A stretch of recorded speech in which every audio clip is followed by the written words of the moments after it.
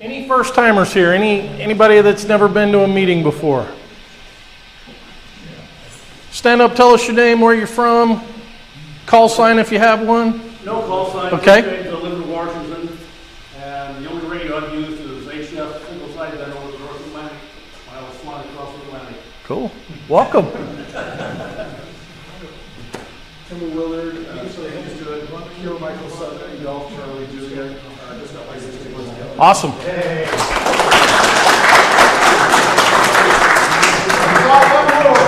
One more? Michael Stevens, call sign is George 71 Papa Victor. I'm from Berkeley. Awesome. And he's joining the club. He's joined the club, he said. Good. Well, welcome. So we're glad to have you. Mac, would you care to lead us in the pledge?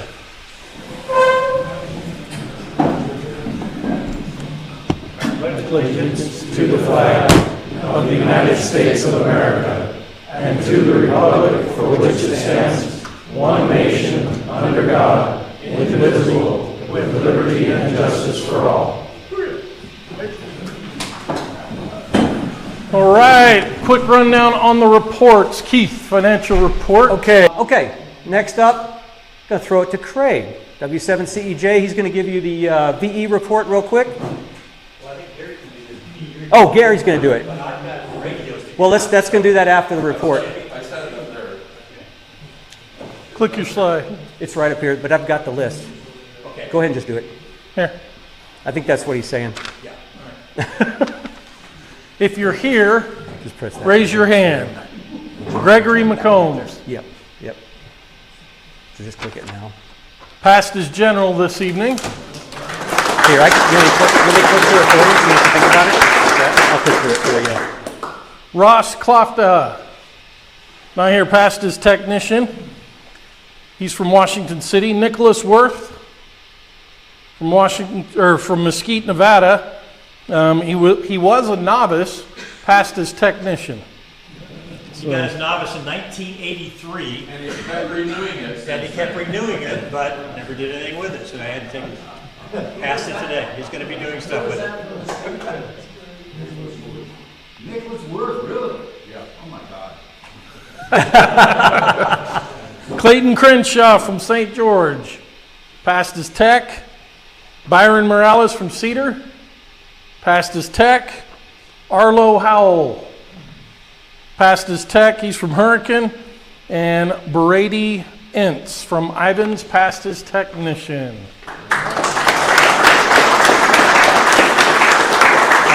You're up now. Go back. Yep. Oh, go back? Yeah.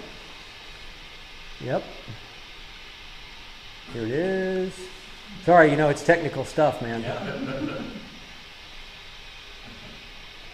So all 6 of the people who took the technician's exam tonight elected to become members and also get the Baofeng radio too. So that program is working out very well. And speaking of that program, Kimball, you're here, right? Come on up. Kimball passed his tech a couple months ago, as I recall. Yeah. So we have a radio here for you, and here's what they look like. It's been programmed, but unfortunately we had your call sign wrong. Yeah. Okay, so I'm going to talk to you about how you can program your call sign. So here's your radio, and I understand you can't stick around to the end of the meeting. So at the end of the meeting, what I've started to do is we're going to hold a little session back there and actually go over all the features of the radio and actually how to use it. And we hit a repeater at the end of the night. So the new techs are able to get their radio, we show them how to use it, and we use it to hit a repeater immediately. So anyway, I'll let you have this so you know how to do that, and you'll need to buy a chirp cable and the program. So congratulations again. Appreciate it.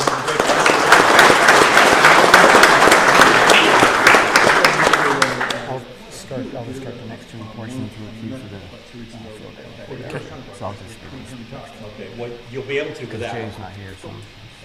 And is Dylan Michnick here by any chance? Okay, well, we'll pick him up a bit later. Okay, great. All right, next report. I don't think Jay's here. Jay?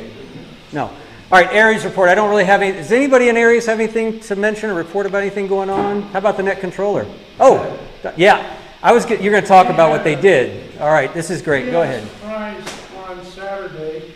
Everybody was told to bring the door boxes, and then when we got in there, we found out they were going to have to look for a lost person.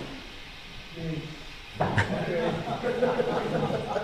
So I secreted myself up in the hills, and I started transmitting and so forth. And I mean, one of those things. Yeah, just do that. There you go. Get you on the video. Okay, I'll turn around and look. So anyway, I secreted myself up in the hills there, and I just transmitted every minute or so, or every 2 minutes. I can't remember how. But the crazy thing is when I got there, there was this little pavilion, and it was metal. I figured, oh, great, put the antenna up on top. It was aluminum, so the antenna wouldn't stick, and kept falling down. So the next best place I had was the picnic table, because it was one of those mesh that's steel. And so I stuck the antenna on that. However, I don't think it was a very good SWR, because the two Bayfang radios I was transmitting on, I'd have to switch them out all the time, back and forth, because they got too hot and they wouldn't transmit. So anyway, we went for about an hour and a half, and I gave them clues on where I was. And I think if you were lost, you'd want to try to give people landmarks or something you could see or something you recognize. So I kept giving them clues. And finally, the last clues I gave them, I says, I'm north of Brigham Road and south of Fort Pierce. And I can see guys playing golf. Well, then they knew where I was, but they still couldn't find me. Anyway, long story short, it was a great time, and I think everybody who was hunting realized that there's some things they can learn even though they don't have DF equipment. So anyway, that's what happened in Aries on Saturday. All right, awesome. We had that. He played a good missing man, for sure. Go ahead. Tom, let's see. All right, going to do a repeater report. Tom's going to tell you what's been going on with that, and then we'll show some pictures of things happening. Okay, so we've had a little problem last Saturday. The power went out on Utah Hill. And the power went out not just for our repeater system, but for everybody up on Utah Hill. TV stations and so forth. There was a fire near Ivans, ate up a couple of power poles. And I think people in Ivans were without power. And the spur that goes up to Utah Hill obviously had no power. We should have power by batteries, but our batteries are failing. So, and our solar system is poor. So that's probably the next thing that we're going to address is new batteries and new solar system for the Utah Hill repeater system. We are also going to go up to Tokerville, probably not this Friday, Tuesday but next now. Tuesday, and put in the new repeater system with a new controller, the same system that is up on Utah Hill, on Tokerville, with its own tones, its own interesting little devices. And then we'll be scouting on Webb Hill. Right now we are in a place on Webb Hill. If you've ever been up to Webb Hill, most people can't get through the gates unless you have the correct keys. But if you bring a bag of popcorn with you and you put it where the X is and you walk away for a while, you'll have popcorn. It's really bad. The RF up there is so bad that when Keith and I go up there, we both come out with a terrible headache, only being there for half an hour. So our equipment is right next to this X, and there's even people that don't let their technicians go up there anymore. What company is it? Well, I'm not sure which one that doesn't allow them to do it. I can't remember. I have to ask James, but he told me there's one company that they don't go now. Yeah, because it's really so dangerous. It's just that one little zone, though. It's just a zone, but it happens to be exactly where our repeater system is, or close to it. So we're planning to move our repeater system to another building, to another location. Hopefully we'll be able to do it. But we will have a few people like Mark and Keith and other people that are going to come up with us, and we're going to scope out the place. We're going to stay very little time, and we're going to scope out the place and figure out how we're going to put up the antennas, which are now at this other building, and move it all to the new building, to whichever building we choose to go to, or we are allowed to go to. Or we really would like to go to the Sig Miller site eventually. The Sig Miller site is a site where the county has a repeater 910, and that site is a wonderful site because I think everybody who can't get into one of the repeaters can get into the Sig Miller pretty easy. So that site would be amazing to have. I think even, can you guys get into the 910 in the seat? No. Okay. But for St. George and Washington County, it's a really good one. So eventually we'll like to get to that one. But for now, we'd like to move the new repeater system to a new location on Webb Hill. And the systems are ready to go. This is basically the repeater, the controlling system, and the controller that does everything for the repeater. Our phase 2 is antennas and feed line. We're still looking at somebody to donate antennas for us or give us a good price on very good commercial antennas. Phase 3 solar upgrades, we might jump to phase 3, we might jump ahead with that, especially at Utah Hill, and make sure that we are not left out for a whole day without power on our repeater system. Usually the PG&E, Rocky Mountain Power. old PG&E. Rocky Mountain is pretty good about repairing anything within a day. But that one day, we might need the repeater system on that one day. So the solar power should at least last a couple days for us. So, yeah. I'm going to just show some pictures just so you guys can see what's been going on up there. These are what we had. Besides doing technical upgrades, we're also trying to modernize a little bit up on the site. These are what the cabinets used to look like. They're great. They did the job perfect. They're a little hard to work on because they're enclosed, right? So it's hard to get to everything. So what we've gone to now is we're now doing these more modern 2-post racks.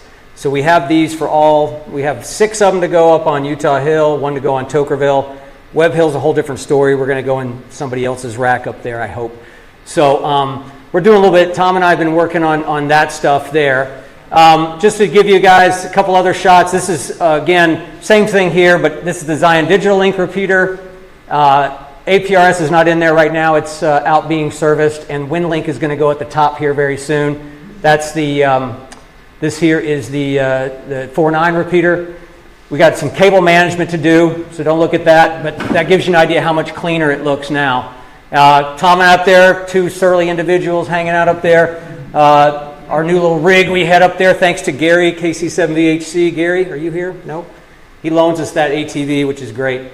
And of course, those are the boxes that Tom's put together that are in the racks now. So this is Utah Hill wider. Tom and I went up there just recently. He had to go up and reprogram. You've probably noticed some changes. He's been messing around with the programming on the Utah Hill controller. Anything about that? Yeah, there's a bad clock in there. There is a clock in the repeater that every 30 minutes of inactivity, the repeater restarts itself and announces the time. And every now and then the time is way off. So I have to reprogram it from down here to the link.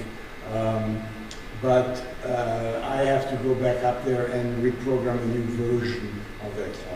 The operating system, the operating system for the controller needs to be upgraded to the new version, right? Yeah. Okay. All right. Let's see. And then lastly, we're going to go to Tokerville. This is the Tokerville site. If you've never been up there, again, that's the old rack that's there now. And Casey Lofthouse last night delivered our 2-post rack in his giant monster rock crawler with 40-inch tires. So he took it up there for us last night. Our new rack is waiting for us. We're going to go up probably Tuesday. John over here is going to loan us, he's going to go with us with an ATV, and Tom, myself, and another ATV. So this is the road to Tokerville. It's really an obstacle course. It's not a road. That's what we have to go through. And it looks okay here. In person, it's really tough. ATVs do great. Trucks, whew. How's your back looking at that picture, It's an Don? hour drive up there. Yeah, well, you went up there, you know. Yeah, it's a heck of a ride. And that's just one of the obstacle courses you have to go up. There's other things there. So anyway, we're thankful to have some members who are loaning us some vehicles to get up there. Let's see here. Okay. I want to thank Don, first off, because Don, real quick, has done an awesome job all these years of being our trustee for the club call sign, the repeaters. So let's give Don a big round of applause. He deserves it. For a long time, he was babysitting this stuff, and he still helps out now, but it was all on his shoulders. We've now passed that on to Tom, so he gets to suffer that now. So he's now the trustee of the club call sign and the repeaters. All right, so I just want to update you on that, keep you in the know. With that, we're done with those reports. I'm going to throw it back to Brett, and we're going to do a little recap. Brett and Craig are going to talk about field day real quick before we get to Kelly. So here we were putting up the big Yagi antenna. Didn't go too bad. Went well. Didn't fall on you? No, that one didn't. The loop did.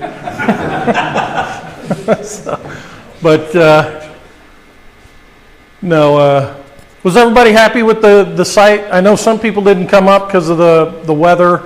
They were a little bit afraid. It was a great location, a little windy, and inside you couldn't hear yourself think. Okay. It was so noisy. It is loud because they've got a hard floor. They've got a little bit of tectum up on the walls, but not near enough. Not enough. Yeah. And that is a good point. So there we are raising it up. There's Ted working the radio. Thought I saw him come in. Larry and the guys. But you can see they've got this garage floor paint. It is pretty echoey in there.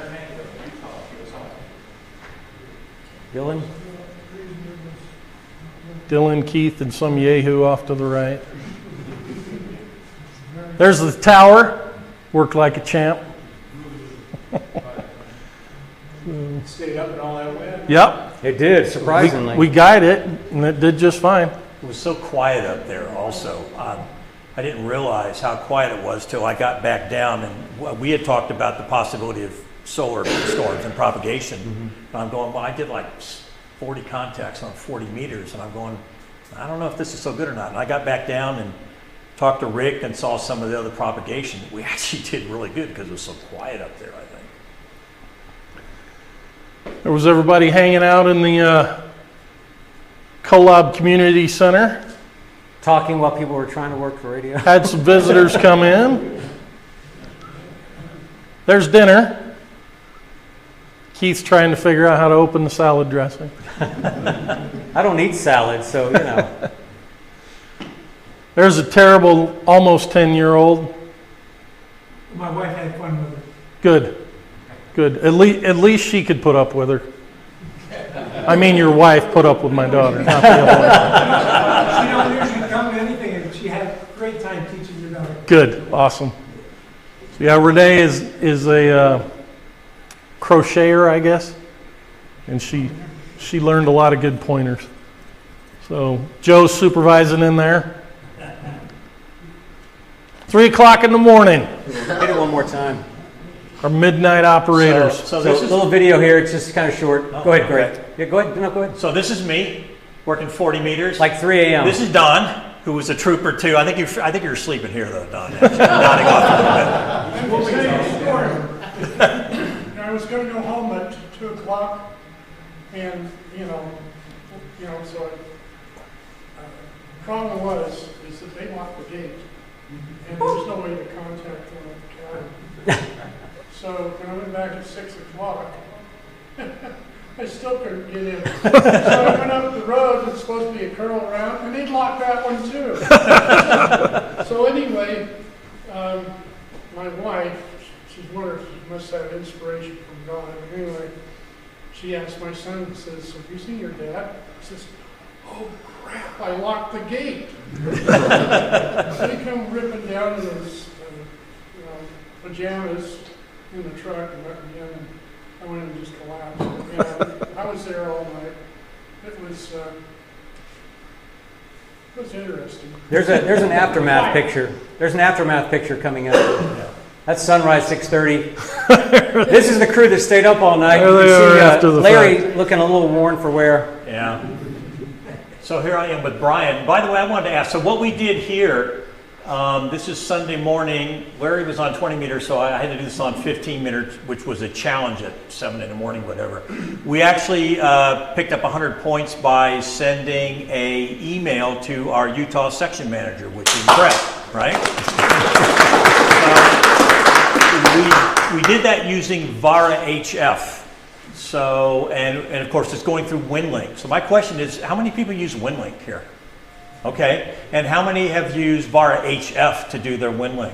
Okay. Is this something we might want to do in the future? I could give a demonstration on how to use VARA HF with WinLink to send emails? Sure. Yeah? Okay, all right, well, that's a good thing in the future to know. I want to point something out. This was the last weekend in June in Washington County. Jacket, long sleeve shirt. Yeah. It was like 48, I think, in the morning when we woke up. Yeah. It had to be upper 40s when you went out at 2 in Right. the morning too. I did my best on breakfast. Brett can't help but cook, so he's doing breakfast the next morning.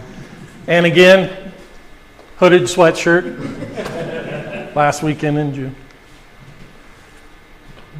Bacon and toast, and we did some eggs.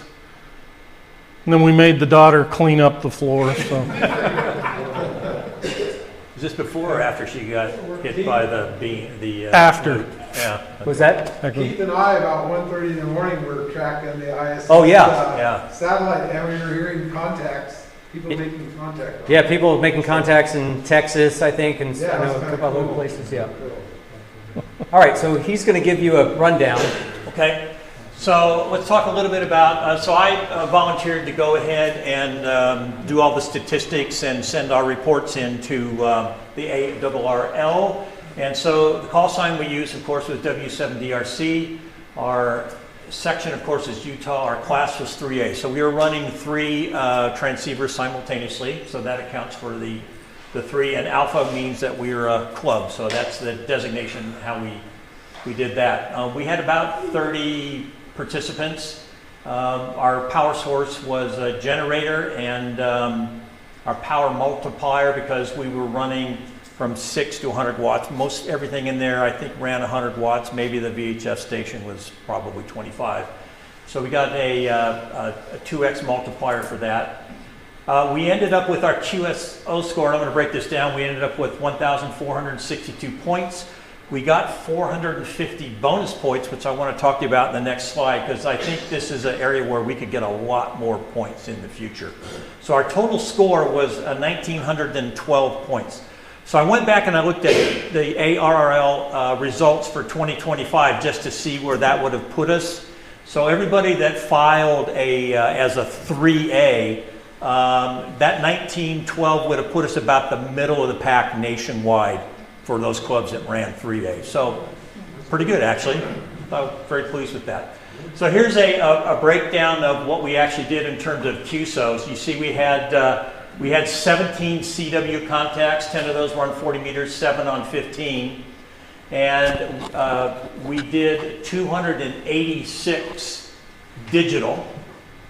And you can see most of that, 277 of that was actually on 20 meters.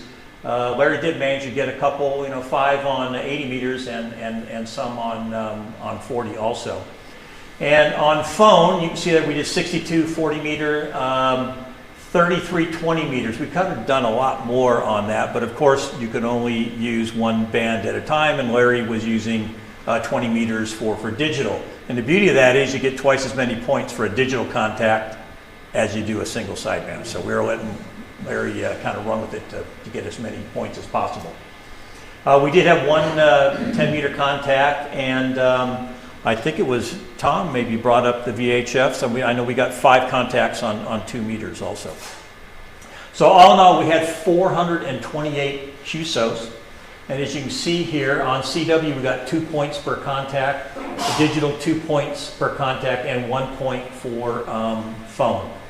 So adding all those up, our total points were 731. Our power multiplier using, because we were running a maximum of 100 watts was 2, so we ended up with the 1462.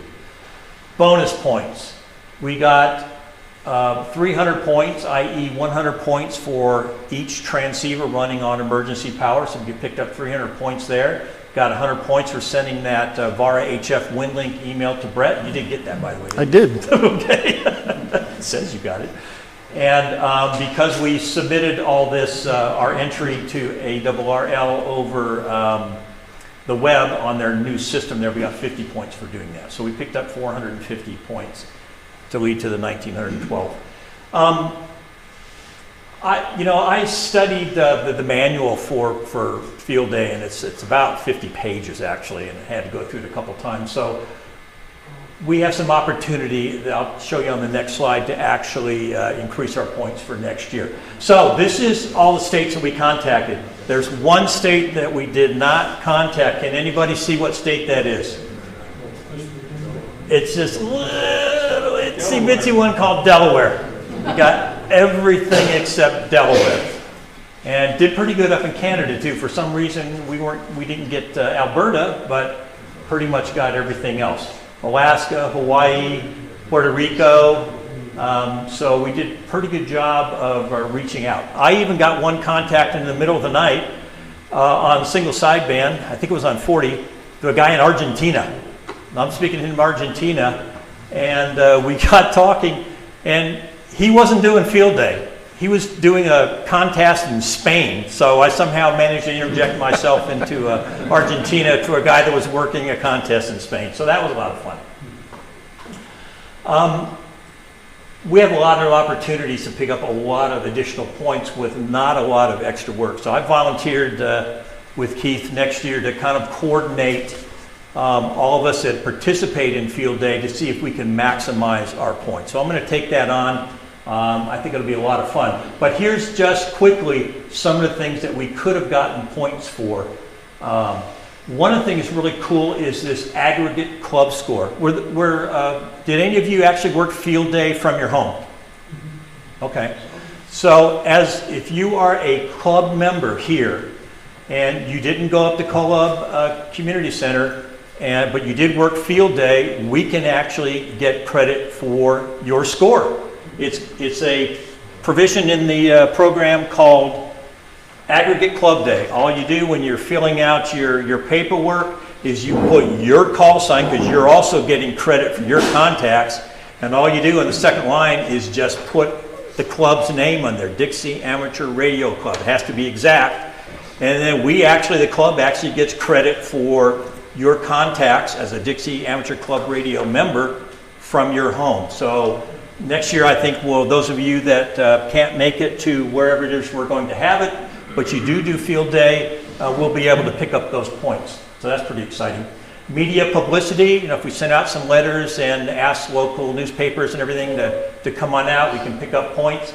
Public location.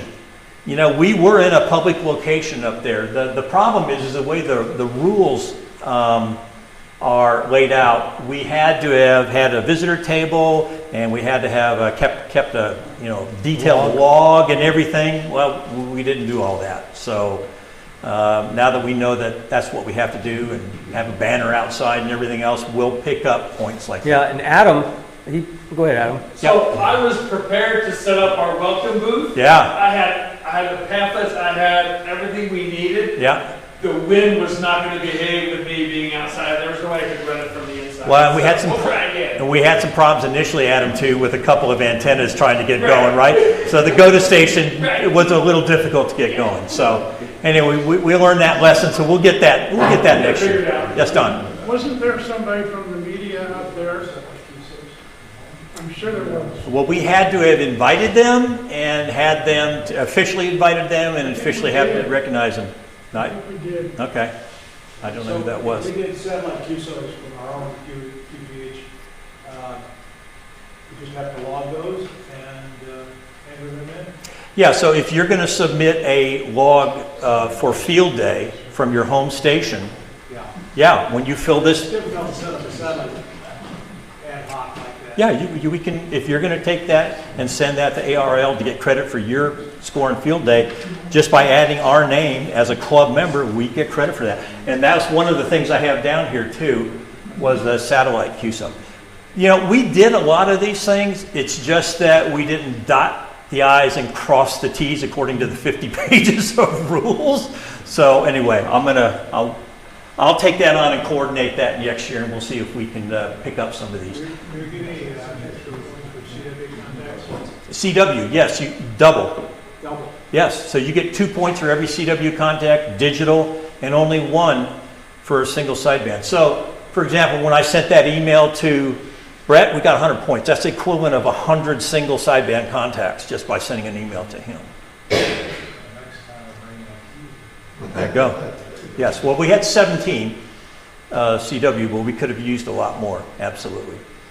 Another one that's interesting is, anybody ever done anything with the NTS system, the National Traffic System? I know in the old days, you know, you used to be able to relay emails and knock on the doors and deliver the messages and things like that. Just by doing it and getting 1 or 2 of those, which I'm kind of intrigued to try next year, to be honest with you, we can get a substantial amount of points there. Alternate power is an interesting one. That isn't LiPo batteries or anything like that. That's solar, water, and things like that. And I have a feeling that in previous times, it looks like, trying to sort out through the controversy, it looks like our emergency power, the generator in the past, maybe wasn't considered emergency power. So they broke out a special category now, calling it alternate power, I think to make a different distinction in terms of how they deliver points with regards to what power we use. This is an interesting one. W1AW. They broadcast bulletins during the course of field day. And if you copied down everything that they wrote, CW, voice, you got points for doing that. FLDigi, yeah. So, and I think then they published what the broadcast schedule was going to be. So I think next year that's a quick number of points. We record a voice thing and we can transcribe it. I just have to transcribe it into a sheet of paper and we submit it to get those points. This one is interesting, educational activity bonus. I know at one point we talked about maybe doing a class up there on soldering. That would have qualified for that bonus, but it can be something as, maybe you wouldn't think it's normally ham radio related, but a mini first aid course or class could be considered an educational activity bonus. What about repairing a 7300 on site? Okay, move on. Yeah, okay. How about setting up the antennas? Would that Yeah. be considered education? Unfortunately, not. Okay, anyway, this is just a list of the things that we can work on for next year, so I'm excited for that. So anyway, thank you very much. Thank you, Craig. Awesome. Okay, a couple quick announcements. We're going to get to our presentation. Tech Time Zoom call Tuesday night. Jack Reed, who was here last month, is going to be on the Tech Time call, the Zoom call. You can find the link on the website in the upcoming events section. Front page, scroll down, it's on the left.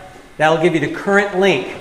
There were some people that used an old link and got into the wrong room last month. You got to use the current link. It changed because Nancy usually does it, but she's out of the country right now. Brett set up the new link, totally different room. There were some folks that got left out. So make sure you go every month. Just go to the website, click that link. You know you're getting the latest link. He's going to talk a little bit more in depth about the SDR radios, things like Flex, remote stations. So join us for that, 6:30 p.m. on Tuesday. If you have any questions, you can email us off the website. YouTube channel and Facebook are coming. We're going to start doing the Tech Time calls are going to be recorded and put on YouTube. Also, the meetings, in case people miss meetings, those are going to be on YouTube. We'll do some other things. Adam is going to take over the Facebook as soon as we can figure out the login information. Same thing with the YouTube. I think Brad actually has the login for the YouTube. And then lastly, look at this unruly bunch right here. I don't know what was happening here. I don't know if this was... who took the picture? Oh, yeah. Did you try to cut Joe out of the picture? He tried to get out. He tried to get out. Okay, copy. So, guys, there's a little meetup starting to happen, and a good place to find out about them is like Groups.io. If you need information about getting on the Groups.io, we can help you with that. But like this group meets pretty much every Wednesday at 10:30 at the Hurricane Starbucks. It's totally open. You guys want to come join them and talk with a bunch of old guys, about radio? Come and join them. There's like 3 or 4 people that aren't in there at this today. But anyway, that was from them. I just thought I'd show that. It's kind of fun. So anyway, with that, we're going to throw it to Kelly and let him do his presentation. Thanks for going through it with us and being patient.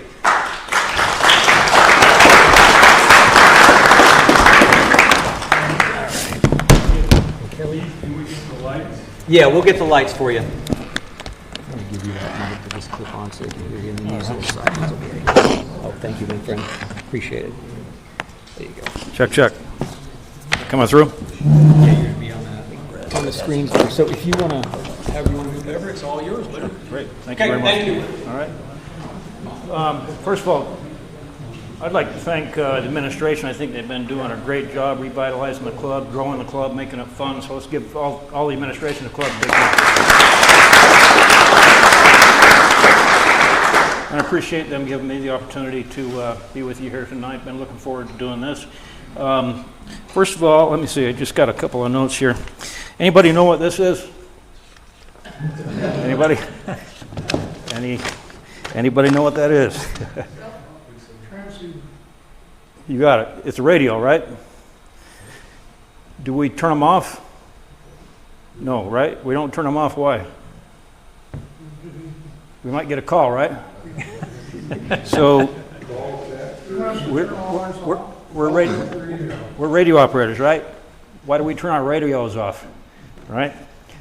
So basically, I'm of the philosophy: use it or lose it, and we keep our radios on all the time and make those connections and listen for calls and call other people and create these communities. We're going to be able to keep our spectrum. So just like you keep your phone on, keep your radios on. When I'm home, I'm listening to 5.2 simplex national calling frequency, 144.200 sideband calling frequency, 50.125 on the 6-meter calling frequency, and channel 4 of 60 meters all the time when I'm home. I never turn those radios off. So anyway, just a word of wisdom.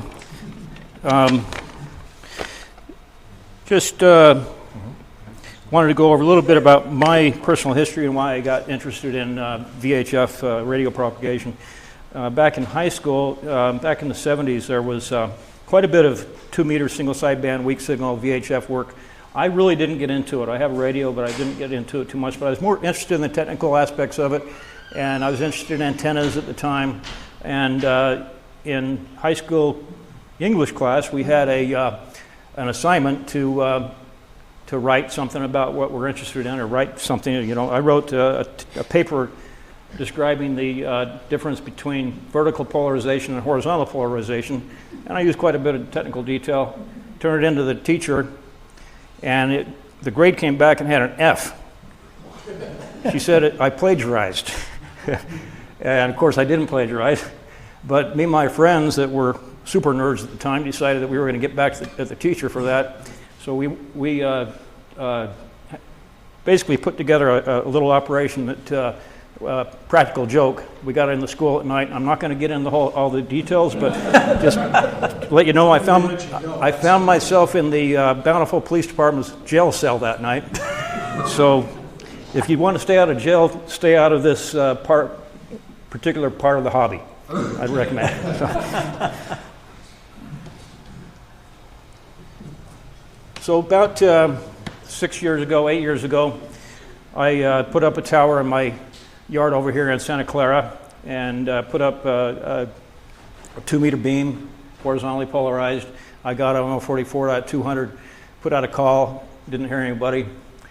Put it out a call a few more times over the next few days, didn't hear anybody. So I decided, well, there's nobody on the air, I guess I'll have to make a group. So started putting announcements out on the club nets, and I think we made an announcement here too at the club meetings and so forth, started talking it up. And so we have quite a nice group now. It's grown from just a handful of us to, on Sunday nights, we have a group of 15 or 20 stations that check in from all over the place, and we'll be getting into that. So let's go ahead and get the slide started. First of all, just some basic single sideband theory. I'm not going to stay with this very long, but as opposed to FM, where you have a carrier, you key your mic, and you have power coming out of your antenna. On single sideband, basically you key your mic, and there's no power coming out of your antenna. It's not until you talk that the power starts going up, and your power is proportional to how loud you're talking into that microphone. So that's how it's modulated. So it's much more efficient because it's only drawing power when you're actually talking, and it's drawing more power when you're talking loud, and less power when you're talking soft. And also, since there's not a carrier, I'll go to the next slide here. You see the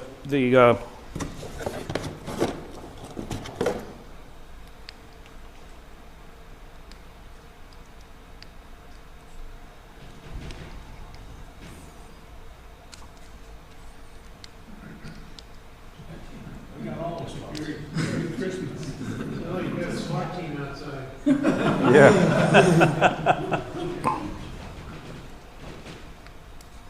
That would really confuse my sister's cat. You can handle a dozen cats at a time.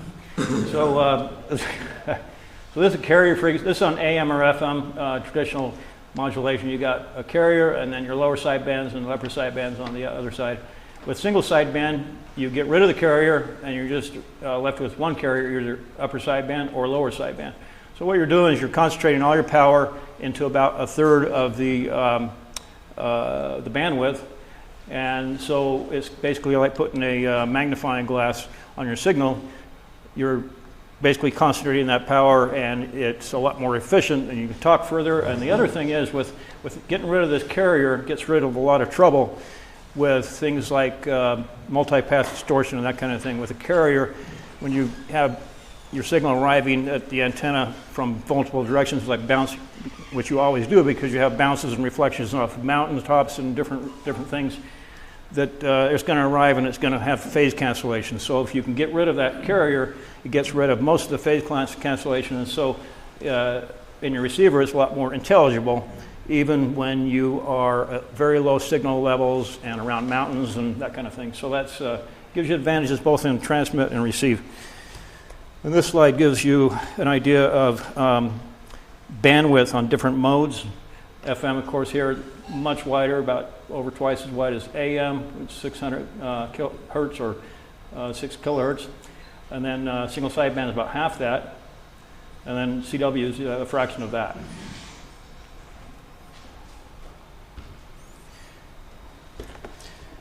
There's a little sample of what single sideband on 2 meters sounds like. W is Mary. Okay, very good. Hey, that's a good contact. Everybody in St. George was able to copy you with your antenna pointed north.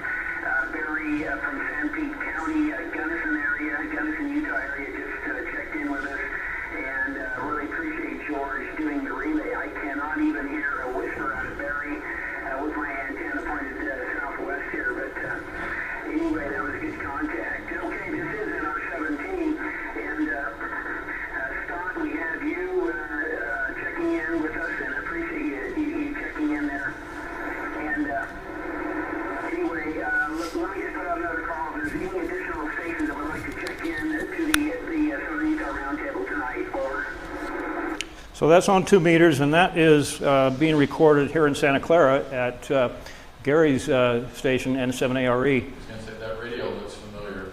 Yeah. And the person you're hearing talking on it is talking is John, NR7T up in Cedar City.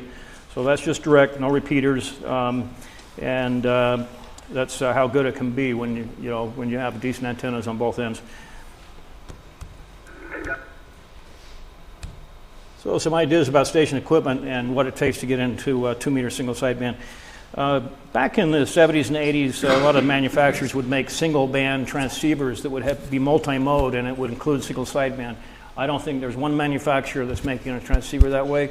So basically, to buy a new radio that has that capability, you have to basically buy one of these shacks in a box, either an IC705, an IC7100. There's a couple of them I have listed here that are like not really old, but not in manufacture anymore. FT857 and IC706. But there are a lot of the older rigs that are single band transceivers you can find at ham swap meets and so forth that are very affordable. So just some samples of station equipment. This is again at Gary's place, N7ARE. This is called an egg beater antenna. He has one there in the picture on VHF is the larger one, and the UHF is one of the smaller. And Gary has done really well with these consistently over the years. He can hear stations way down in central Arizona. He works Las Vegas with it, of course up into Cedar City, and even worked with Barry, and I've also worked up to West Wendover. Wow, yeah. So working Wendover on a little egg beater just above his roof line there. What is the height above the house there? Roughly the height below It's about the same height as the house, about 20 feet. 20 feet, but your Yeah. house is... 20 feet. How high is the The peak of the roof is 20 feet, so Gary's it's over the top of the roof. Gary just put in concrete for a new tower, so he's making some big station improvements there. Here's one of the older rigs from the 70s. This is from KI7L, Steve Peterson, over in Hurricane, an old ICOM. And that's one of these antennas. Just for example, you don't need anything fancy with for antennas. This is just a simple vertical. Generally, we use horizontal polarization on 2-meter single sideband, but not necessarily. It's not necessary. In fact, when we first started this group, we had what we called vertical night. One net per month. We would encourage everybody to use vertical antennas. We're not doing that currently, but there's nothing that prevents you from getting on with just your regular FM, antennas to use on 2-meter FM repeaters and so forth at any time. Works just fine. For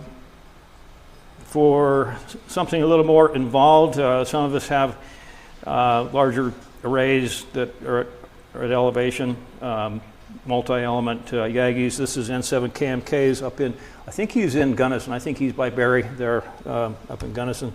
This is John, NR7T. He's a good friend of mine. We've been knowing each other since about high school. And he lives up in Cedar City. He's very involved with the group, very active ham, and here he's working on his station. And that antenna here, right here is his 2-meter Yagi. You can see the boom here and all the elements. I think that's a 12 element. And that's my current antenna array there. There's two 12 element antennas in their phase. There's a combiner right here. And so it gives me a total of 24 total elements. But to tell you the truth, I don't notice much of a difference between just a single 12 element Yagi and the 24 elements. Every time you double the number of elements, it's supposedly theoretically 3 dB a gain, should be noticeable, but it's really you have diminishing returns the bigger your antenna gets. And then I have a little egg beater on top. This is WO1S KE7 GFI man and wife in Wickenburg, Arizona. They check in with our group quite often. In fact, Gary in Santa Clara usually hears them first and checks them in. And this is the station of K7EME. He got that call sign for Earth, Moon, Earth. He does a lot of bounces signal off the moon. So he has an antenna here that he's got both an azimuth and an elevation rotator here, so he can point it right at the moon and bounce the signal off. Here he's got, I'm going to guess he's 12 elements each, so he's got 48 elements total. And but he doesn't have to have it pointed up. He can take that elevation rotator and bring it So all of the antennas are pointed at the horizon and then point it north and work into our group in southern Utah. Not consistently, because he's out in Tucson. That's a long ways away. But if conditions are just right, or if we send somebody up on the mountain, George and Linda, they're here with us tonight. AL7BX and KG7PBX have worked, I believe, Doug there from up on Blowhard Peak, I believe, correct? Yes. Yeah. Is that the antenna that he used to do the EME? What's that? Is Yeah. that the Yes. antenna he Yeah. used to do the EME? That's the antenna he does EME with, right. This is a simple antenna. This is just 2 halos. Each one of these is like a little dipole that's folded back on itself. It's kind of hard to see here, but you can see this one a little bit better. So the feed point's here. One side of the dipole goes this way, and then it comes right there, and it stops. The other side comes around here, and so the end is not technically a loop, even though it kind of looks like a loop. We call it a halo because it's not connected here. And then so there's 2 of those, and those are phased together to get your signal a little bit squished down toward the horizon for a little bit more gain. This is a strange antenna, literally. It's called a hentenna. That's Japanese for strange antenna. Developed by Japanese ham way back when, and it is only about this big. I think George built this one a number of years ago, and it was, maybe you can confirm this, but I recall it was surprisingly good performer considering its size. So, maybe not? Yeah, okay. We're on to other things. You'll get to in a minute. Yeah, yeah. What's that? So it looks a little bit almost like a J-pole. Yeah. Okay, so some coverage expectations. Right here you can see, here we are in southwest corner of Utah, and we have a smattering of most of our activities right around here in St. George area, but these stations up here are, this is Cedar City, and then we've got Mesquite here, K7ZZQ, he's here with us tonight. And we always generally have 2 or 3 stations in Las Vegas checking in with us. I think this is Bullhead City down here.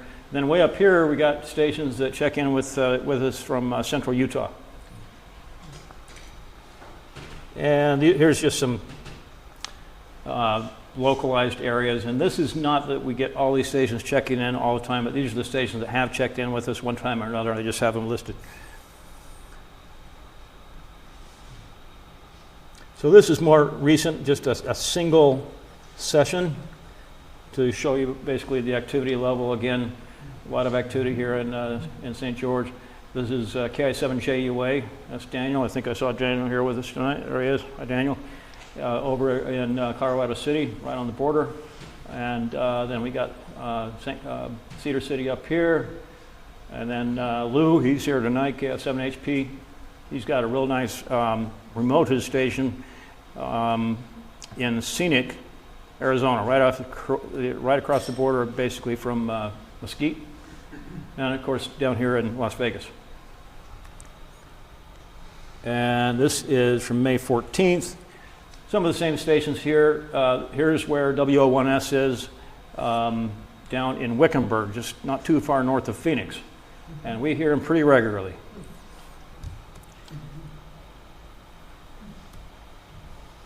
Some of the Mesquite location stations. Now, one of the things that we do is a lot of fun, particularly in the ones that's not too hot, not too cold.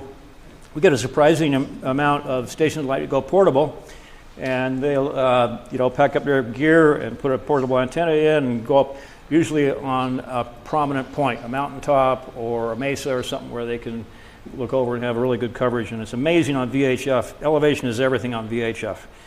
This particular location in the picture, that's George and Linda here, and that Great Basin National Park a few years ago have a 4-element loop Yagi there. And that looks like the same antenna from Blowhard Mountain up at the radar domes up there. Again, Blowhard Mountain. I think, so that's the 4-element loop Yagi, and then I believe that's the antenna. Yeah. And this is one time when George and Linda set up portable with 2 antennas, one north and one south, loop Yagi and a traditional Yagi antenna. And this is Lynn and Lance portable at the old St. George Airport. I guess they call it, what, Tech Ridge now? I guess a few years ago here. A little 4 or 5 element Yagi. This is, again, Lynn and Lance's portable operation using a what we call an hourglass antenna. We'll be talking a little bit more about that a little bit, a few more slides down the way here. But it's basically a very simple antenna. This right here is an hourglass. So that gives you an idea about the size. And it's basically 2 full wavelength loops that are phased. Electrically, you can think of it that way. They're simple and they're very, very effective. Kelly? Yeah. One of the interesting things about this is it folds in half, so it fits nicely in the back of my 4Runner or in the back of the truck. Right, yeah.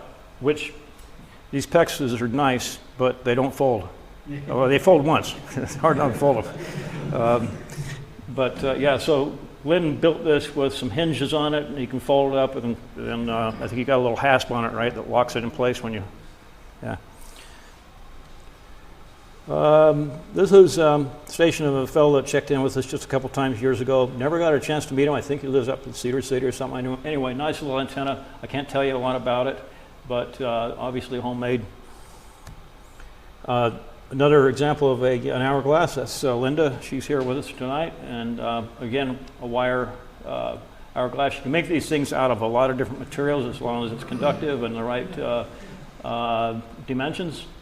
And they're really cheap and really effective. This is one of George and Linda's portable operations from Rainbow Point in Bryce Canyon. And I know that Daniel's been there portable, because I have some pictures of him there at the same place. And really great place. You can see from there, they not only got into St. George, but also Las Vegas, Lake Havasu, and even down here south of Phoenix, way down to Tucson even. So a great evening on VHF. This is some of the guys from Mesquite. I think that's Dennis in the center, but I'm not sure. And this antenna is a little log periodic. It kind of looks like a Yagi, but it's actually electrically a log periodic. Very small, works pretty good.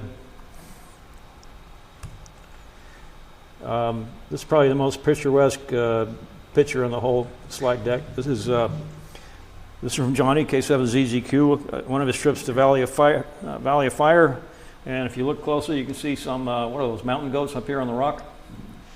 Yeah. Oh, there you are, Daniel. That's Daniel at one of his other portable operations up in Little Creek Mesa a few years ago. And that looks like, that's also a little log periodic, isn't it?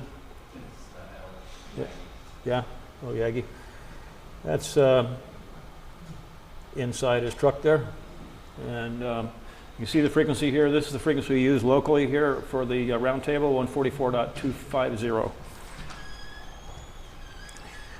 This is Gary, portable in his driveway, in 7ARE. And that is an old Gesu rig. Again, Gary with a very rare radio. This is a handheld that runs single sideband. They only made these for a few years, way back in the 1970s, I think. Santec. LS202s. Right, and I think you still have them, right? I have 2 of them. Yeah, and they still work? Yes. Yeah. So he'll put these on the air occasionally. It's kind of fun because you don't see handhelds that run single sideband very often at all. What's interesting is I was able to talk to John in Cedar City directly from that antenna on there, which is a 5/8 wave antenna. We did two-way contact with John up in Cedar City, right, running 2 watts on his radio. Yeah, it's amazing some things you can do. You wouldn't think that VHF would be capable of it. And again, slide from Gary. Yagi, I think this is up on Four Master Ridge, isn't it, Gary? Four Master Ridge, a little 7 element that I had. Yeah. And as I recall, You pretty much drive around with it in that configuration, right? Even a bigger one than that, though. Yeah, yeah. Probably get some looks from other fellow travelers there. All right, this is, I think his name's Ken, KR7KR, again up at Little Creek Mesa, which is a great site just south of the Utah-Arizona border. That's a 7 or 8 element loop Yagi. This is my truck up at Sand Mountain using a 5 element Yagi.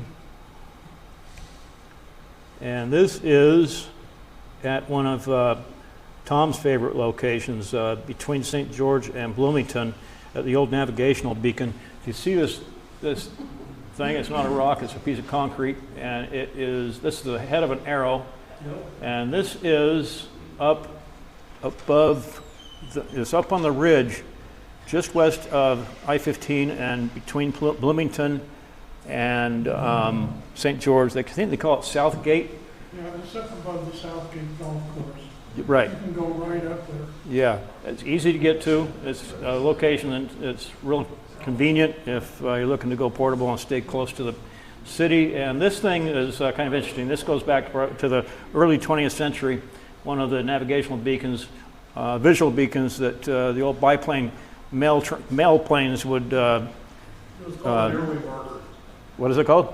Airway marker. Airway marker. They're all over the west. Right, and right, and from what I understand, in the early days, it wasn't just this piece of concrete. There was also they had a fire with some kind of a visual, like for nighttime navigation as well. Yeah, nighttime they might have lit them up if somebody go by at night. Daytime, a white arrow on the concrete. Right. Is what they use. Yeah, right. So a lot of these are still up there. Now this is at the same site, and this is an old ICOM portable radio. This only runs 2 or 3 watts, has this little pull-up antenna on here that's just a quarter-wave antenna, all self-contained batteries in here. And so I set up, and I don't remember where George and Linda were at the time. They were portable up in central Utah someplace. And I worked them two-way with 2 or 3 watts just on this radio there, and I was amazed, just amazing, the capability. This is up at Utah Hill. Keith probably recognizes this. Been up there enough times. This is also Utah Hill. This is a long boomer.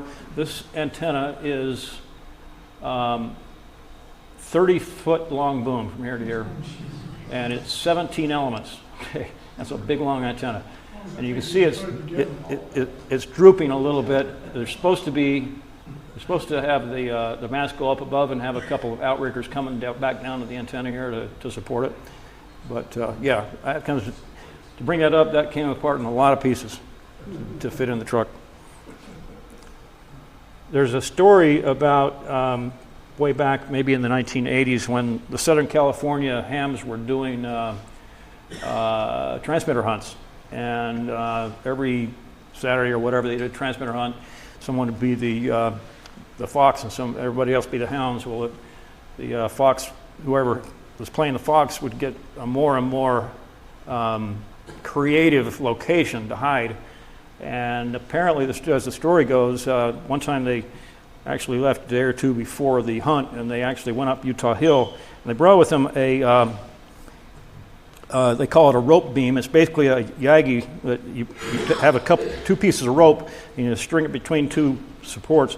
Then you have your elements are just pieces of wire that are spaced so it looks like a ladder, and you can have an unlimited number of elements because you can make this as long as you can make it. And they strung it up there on Utah Hill, pointed towards Southern California. So Saturday morning, these guys were in Southern California were looking for this thing for a long, long time.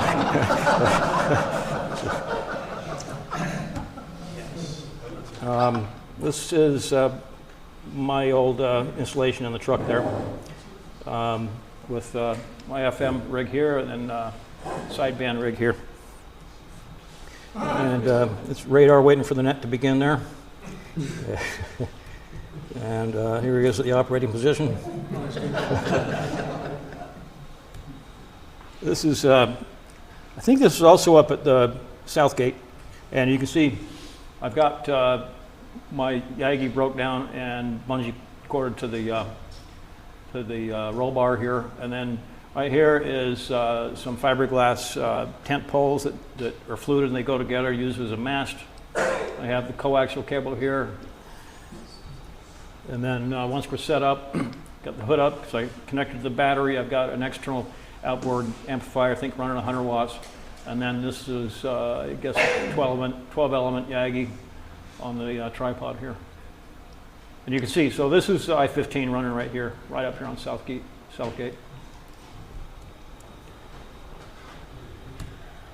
All right, one thing that we do in ham radio, including VHF, is contesting.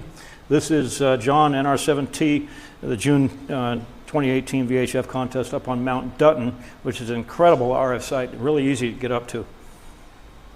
And this is his antennas at that same site, that same year. And you can see the bigger one, the lower one there is a 6 meter. I think that's 1, 2, 3. I think that's 4 element. Maybe, no, 5, that's the driven element there.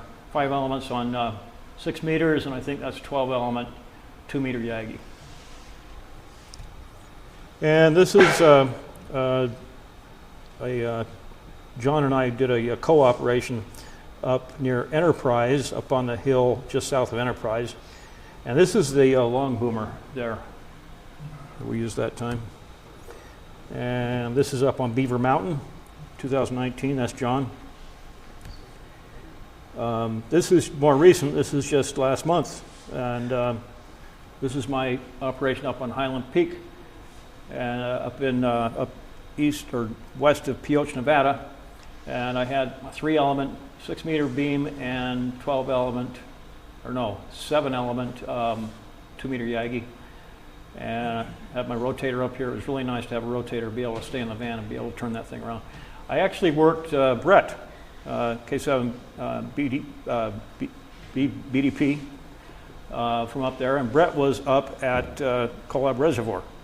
And so that was incredible. That was real, I think he surprised me as much maybe I surprised him. So, yeah. So we put him on the log for the contest. Research and development. So this is more about the hourglass. In 2018, an article came out in ARRL publication QST, and it really made a splash, at least around here. A lot of hams started building these hourglass antennas and having lots of luck with them. They're really simple and really cheap. And one ham, he's not here with us tonight, it's KF7YRS, he is a club member, Lee, very active with our group. He has developed a way of building not only hourglass, but all kinds of antennas using PEX LPEX. And this is PEX LPEX. This is actually plumbing material for running hot water under your floorboards. I think it might be for like floor heating or whatever, but in any case, they call it PEX LPEX because it's plastic PEX on the outside, plastic PEX on the inside, but it sandwiches a aluminum tube inside. So it's PEX, aluminum PEX, and so it is conductive when you run screws through it and make contact with the aluminum on the inside. So this is the connection here. This is, believe it or not, that's horizontally polarized antenna.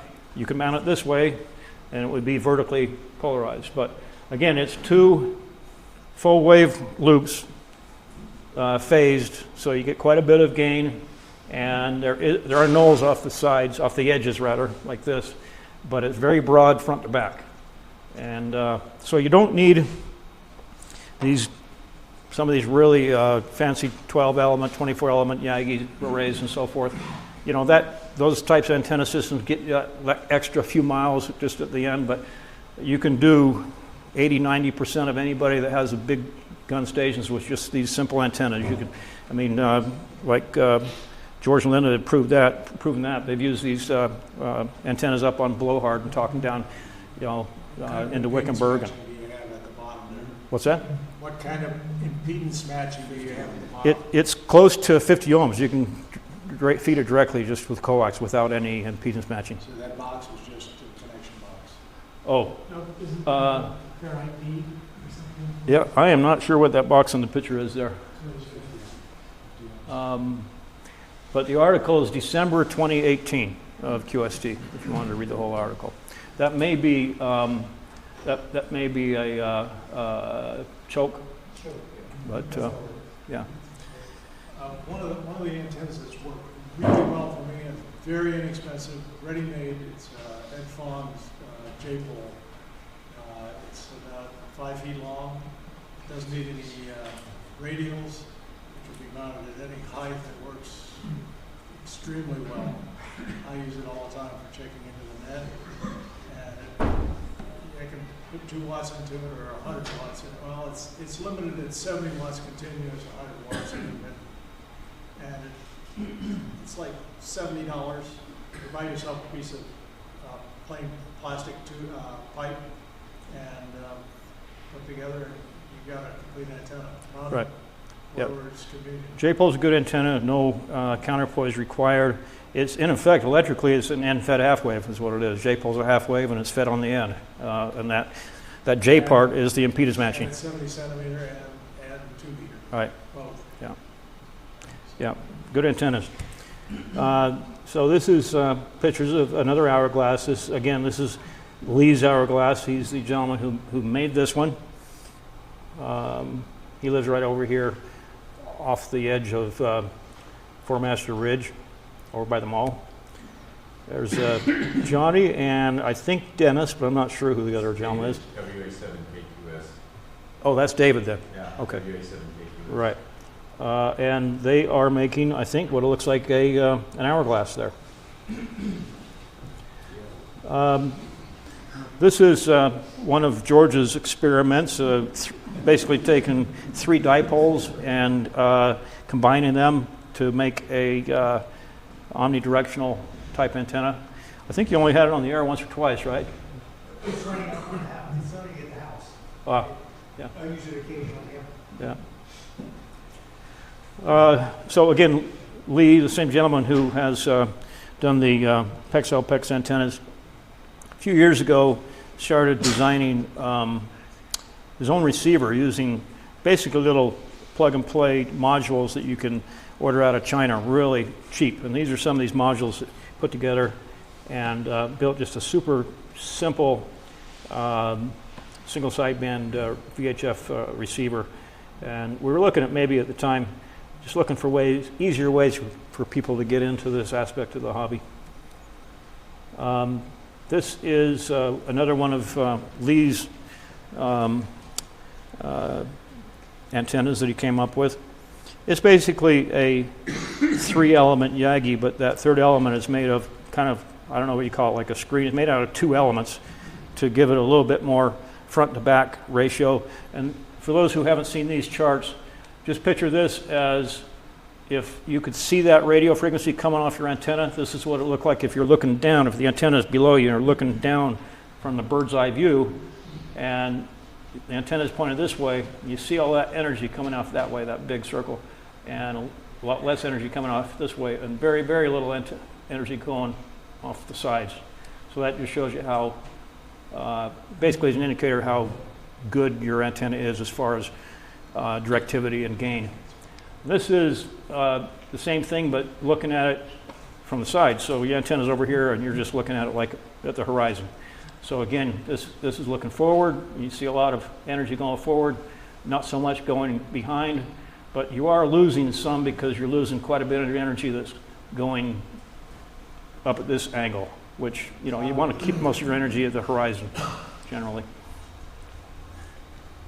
This is another antenna that Lee built. This is a 2-element loop, just a driven element and a reflector. And he put it on a little battery-powered rotator, I think that he made out of the motor out of an RC car that you can get real cheap, $10 or something like that. So he'll buy these RC cars and use the servos and motors out of them and just throw the rest away, I guess. It's, you know, that's cheap. And I think this is, we got a little animation here.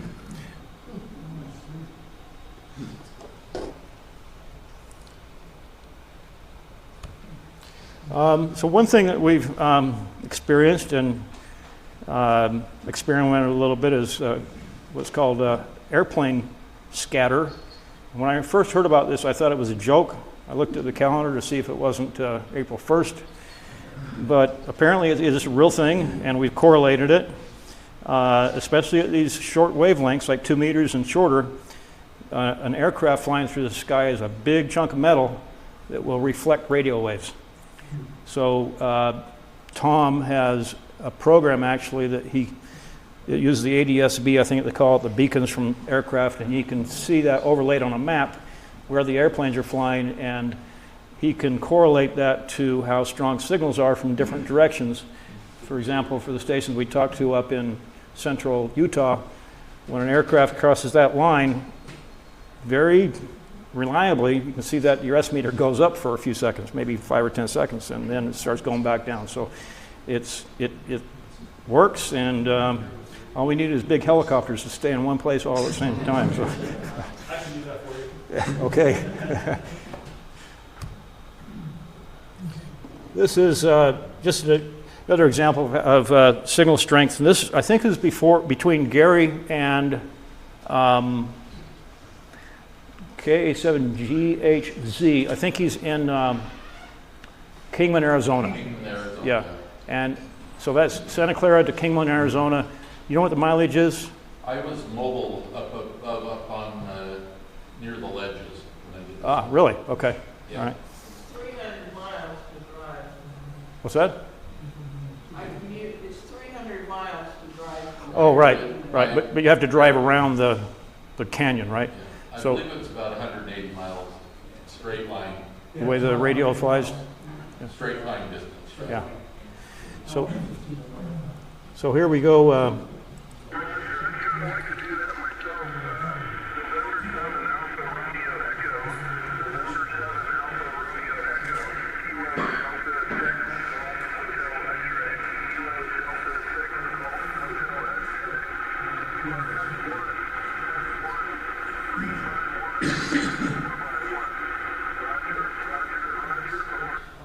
So you could hear on that, his signal started out pretty strong, and then it held pretty good, and then right at the end it started fading down. I was suspecting that's probably some airplane scatter enhancement there.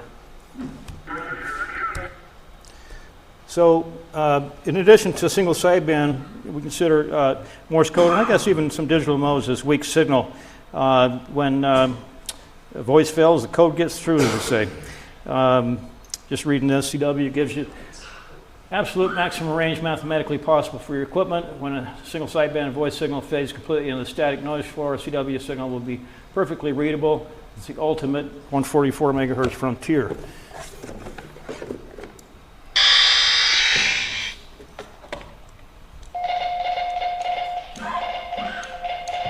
So these little handhelds, there's a little Quanshang that came out a couple of years ago. They really made a splash because these little Chinese handhelds, this particular make and model, was manufactured and released with open source firmware. So there's been a lot of people a lot smarter than me that have written new firmware, and they'll flash these little radios with all kinds of functionality. I mean, you can receive shortwave on this, all kinds of stuff, covers bands that was never made to cover. But one thing that's been, one version of firmware that's been released just in the last few months is by NR7Y up in the Seattle area, I think. And he's a big CW operator, and he's really refined CW operations for this. So between the firmware and just a very easy hardware modification on this radio, you can take Morse code key and plug it right into the side, your PTT on the side of the radio, and you've got a full break-in CW VHF transceiver, and it'll support iambic keys, straight key. It has a decoder in it, so you can see the code decoded on the screen for you. Both the receive and transmit. It has key or memory in it, even has a code practice oscillator in it. So that was Tom and Bill with their Quanshangs that you just heard. So they're carrying them around, listening for somebody to call them on CW. I've actually worked on the code for those, Oh yeah? and it's very fun. Oh, you've worked on the code for the Quanshang. I'm making some changes for that. What's that? I'm making some changes for the city of Ivans so they can program it easier. Oh really? Yeah, I'd like to talk to you more about that. Yeah, it's an interesting thing. Interesting, yeah. You need Linux to do the coding. Yeah. So while we're in the box here, this is another little antenna that Lee made. This is actually, it's a 2-meter antenna. It's a mag loop. And anybody who was up at Field Day saw a couple mag loops. There was one of them that was about 1,400 times the size of this one, and for HF. Well, this is for VHF, and Lee has used these. He's loaned this to me on a long-term basis, I believe, and so I've yet to use it. But one of these nights on a Sunday night for the round table, I'll put that up at a portable location. We'll give it a shot. But kind of cute. Lee says, you know, you could even probably mount that on use it as your handheld antenna somehow. So.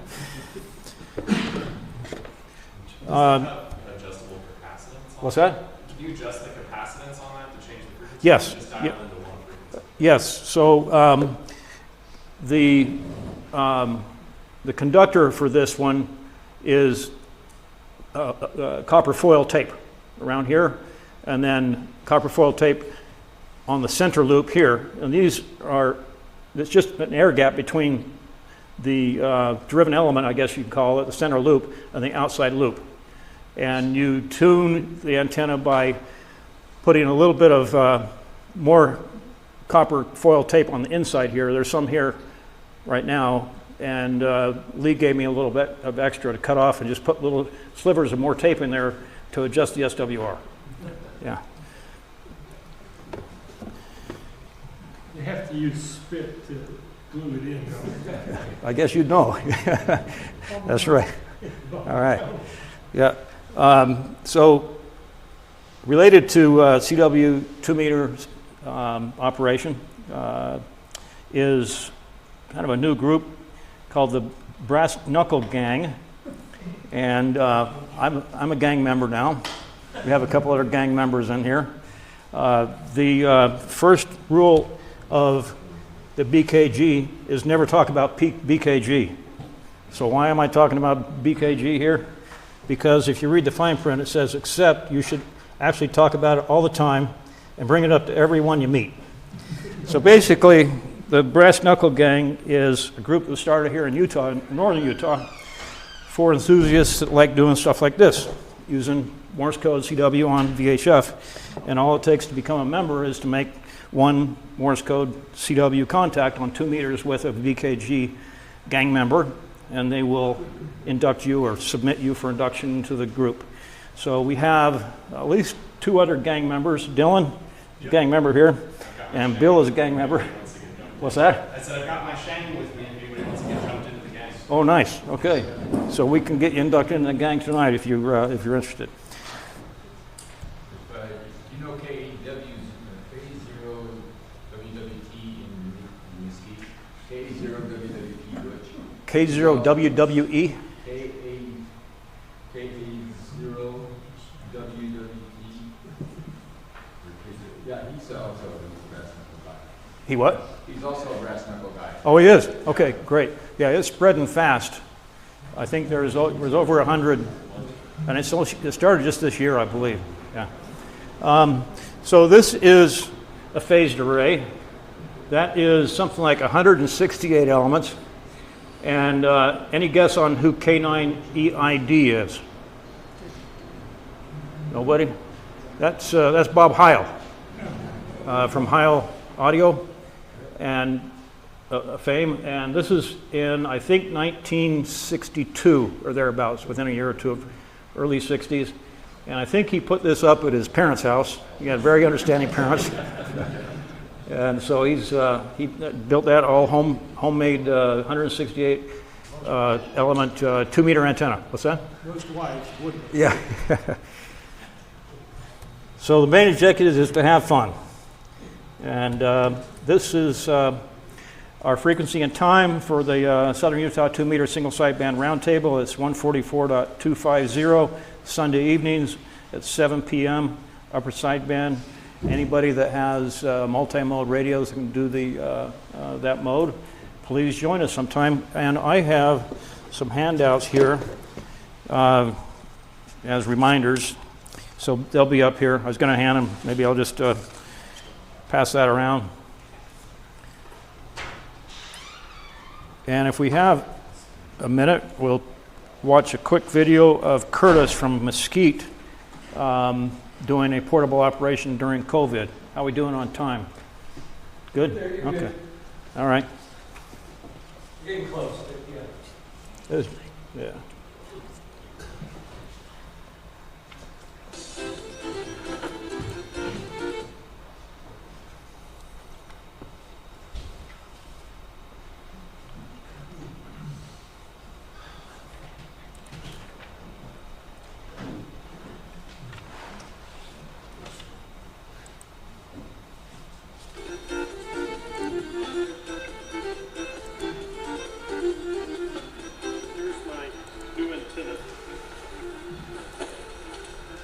I'm going to use that for our single sideband.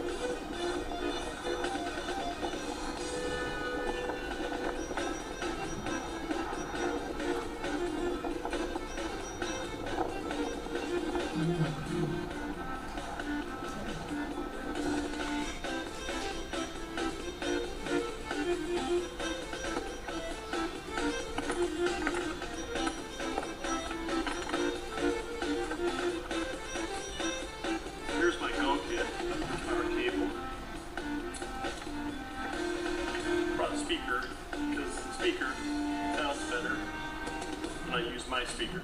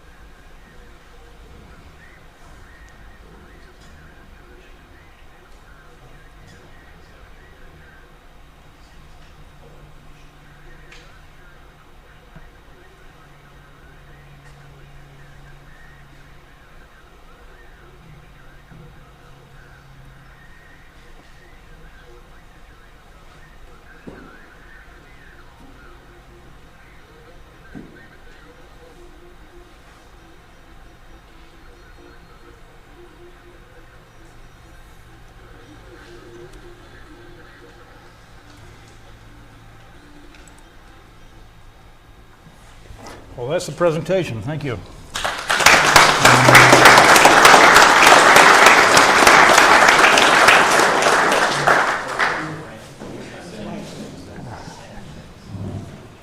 Good job. Thank you. Thanks for coming. Hope you enjoyed the presentation. Keith's got cookies for us, so have at it. Cookies, thank you, chairs. Oh, and this, yeah. You got a yank? Just $200.